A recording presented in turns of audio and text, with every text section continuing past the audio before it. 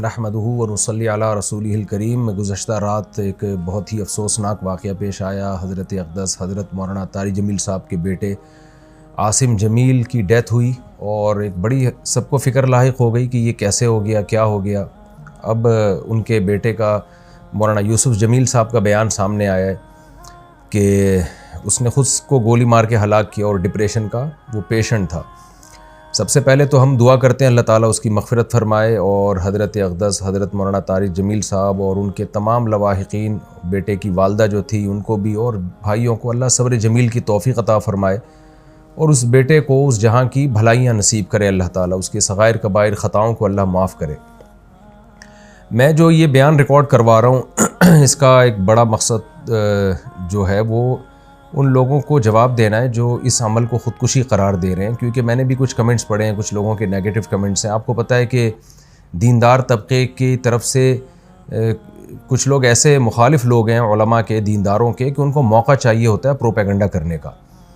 ہمارے ہاں یہ بات مشہور ہے الحمدللہ، ہمارے ہاں دیندار طبقہ چاہے علماء کا ہو، قراء حضرات کا ہو، حافظوں کا ہو، الحمدللہ ان میں خودکشی کا ریشو نہ ہونے کے برابر ہے، ان کے گھروں میں بھی اور ان کے خود ان میں بھی کوئی بھی خودکشی نہیں کرتا۔ اور یہ بات بڑے فخر سے بیان کی جاتی ہے کہ قاری حضرات کی تنخواہیں دیکھیں، آپ ائمہ کرام کی تنخواہیں دیکھیں، ان کے مسائل دیکھیں، اس کے باوجود وہ خودکشی کی طرف نہیں جاتے، اس لیے کہ اللہ نے ان کو صبر دیا ہے۔ اور یعقوب علیہ السلام کو ہم دیکھ لیں نا کہ ساری زندگی بیٹے کے غم میں روتے رہے مگر خودکشی کی طرف نہیں گئے۔ تو یہاں بہت سے لوگ یہ سوال اٹھا رہے ہیں کہ اتنا دیندار گھرانہ اور بیٹے نے خودکشی کر لی۔ اس کا جواب مولانا یوسف جمیل صاحب کی طرف سے الحمدللہ آ چکا ہے کہ وہ بھائی ڈپریشن کا پیشنٹ تھا، وہ اس کو الیکٹرک کے جھٹکے دیے جاتے تھے، میڈیسن کھاتا تھا وہ، اور ڈاکٹروں نے یہ بھی ہدایات کی ہوئی تھی کہ اس کے پاس کوئی نہ کوئی رہنا چاہیے، کچھ بھی کر سکتا ہے۔ تو یہ جواب میں سمجھتا ہوں کافی ہے ان لوگوں کا منہ بند کرنے کے لیے جو اس عمل کو خودکشی قرار دے رہے ہیں۔ لیکن آپ کو پتہ ہے جو فتنہ پرست لوگ ہوتے ہیں ان کو باتیں کرنی ہیں۔ بعض لوگ یہ بھی تبصرہ کر رہے ہیں کہ ہر خودکشی ڈپریشن میں ہی ہوتی ہے، ٹینشن میں ہی ہوتی ہے، خوشی میں تو کوئی بھی خودکشی نہیں کرتا۔ تو دیکھیں یہ ٹاپک ڈاکٹروں کا ہے، ڈاکٹر بتاتے ہیں، اور ہم نے مشاہدہ بھی کیا ہے کہ ڈپریشن دو طرح کی ہوتی ہے۔ ایک ڈپریشن تو عام لوگ جو دنیا کی محبت میں ڈپریشن میں گئے ہوئے ہیں، ایک ڈپریشن وہ ہوتی ہے جو کسی دماغی بیماری کی وجہ سے ہوتی ہے۔ اس میں دیندار لوگ بھی مبتلا ہو سکتے ہیں، اور اس کا کوئی علاج، اس کا علاج یہ نہیں ہے کہ اس کو صبر کی تلقین کی جائے، اس کا علاج میڈیسن ہوتی ہیں، دماغ میں کچھ کیمیکل آگے پیچھے ہو جاتے ہیں۔ ایسے بہت سارے پیشنٹ ہم نے اپنی زندگی میں دیکھے ہیں، بہت اچھے لوگوں کو جنہوں نے بڑی بڑی ٹینشنیں جھیلی ہیں، برداشت کی ہیں، لیکن وہ بیٹھے بیٹھے ڈپریشن میں چلے جاتے ہیں، میڈیسن لیتے ہیں تو سیٹ ہو جاتے ہیں، وہ دماغ کے کچھ کیمیکل ہیں جو آگے پیچھے ہو جاتے ہیں۔ یہی وجہ ہے، اور یہ نئی بیماری نہیں ہے، صدیوں پرانی بیماری ہے۔ یہی وجہ ہے کہ علماء کرام نے یہ مسئلہ طلاق کے مسائل میں بیان کیا اور قتل قصاص وغیرہ کے مسائل میں بیان کیا کہ انسان پر کچھ کیفیات ایسی آ جاتی ہیں کہ جس میں وہ اپنے قول و عمل کا ذمہ دار نہیں ہوتا، اور اس کے قول و عمل پہ اس کو نہ گناہ ملتا ہے، نہ اس کو دنیا میں سزا ملے گی، نہ آخرت میں سزا ملے گی۔ یہ وہ جب ہے جب انسان کی دماغی صلاحیت کام کرنا چھوڑ دے۔ طلاق آپ کو معلوم ہے کتنا حساس معاملہ ہے، شدید غصہ میں بھی اگر انسان ہو تو طلاق واقع ہو جاتی ہے۔ ثلاث جدہن جد وہزلہن جد، اس حدیث کی روشنی میں۔ لیکن علماء نے بیان کیا کہ اگر کوئی ڈپریشن کا پیشنٹ ہے اور اس کے پاس قرائن ہے اور وہ اس کا دماغ صحیح کام نہیں کر رہا، ایسی صورت میں وہ بیوی کو 100 طلاقیں بھی دے دے گا تو نہیں ہوں گی، اس لیے کہ اس کا دماغ ہی کام نہیں کر رہا ہے ایسے موقع پہ۔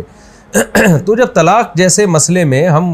علماء کرام آج سے صدیوں پہلے ایک اسٹریس اور ڈپریشن کا مریض جس کا دماغ کام کرنا چھوڑ دے، اس کے اس عمل کو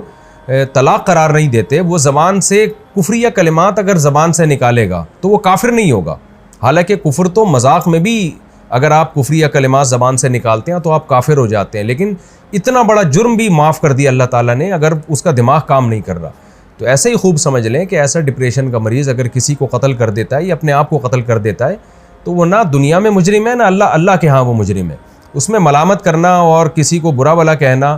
یا کوئی نیگیٹو باتیں کرنا، یہ جو باتیں کرنے والے لوگ ہیں وہ مجرم ہو جائیں گے۔ تو ایک ڈپریشن وہ ہوتی ہے جو دنیا سے دنیا کی محبت کی وجہ سے دنیا کی چھوٹی چھوٹی باتوں کو آپ بہت زیادہ بڑھا لیتے ہیں، ایک اس کی وجہ سے ہوتی ہے، یہ ناپسندیدہ ہے کیونکہ نیک لوگ ہمیشہ صبر کرتے ہیں۔ لیکن ایک ڈپریشن وہ ہے جو آپ کو کسی دماغی بیماری کی وجہ سے، تو یہ بچپن سے اس کی جو ہمیں تحقیقات سے معلوم ہوا ہے کہ یہ جو حضرت کا جو بیٹا ہے یہ بچپن سے ہی کسی دماغی بیماری میں مبتلا تھا اور علاج بھی ہو رہا تھا. حضرت جو ذمہ داریاں ایک باپ کی ہوتی ہیں وہ اولاد کے لیے وہ ذمہ داریاں پوری کرنے میں لگے ہوئے تھے, لیکن ظاہر ہے کچھ چیزیں اللہ کی طرف سے ہوتی ہیں, انسان اس میں بے بس ہوتا ہے. تو ہم سب اس غم میں حضرت کے ساتھ برابر کے شریک ہیں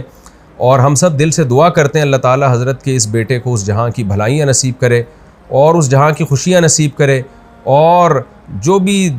ان کے رشتہ دار اور لواحقین ہیں اللہ تعالیٰ ان سب کو صبر جمیل کی توفیق عطا فرمائے, اور جو منفی کمنٹس کرنے والے لوگ ہیں اللہ تعالیٰ ان کو ہدایت دے. اور میں پھر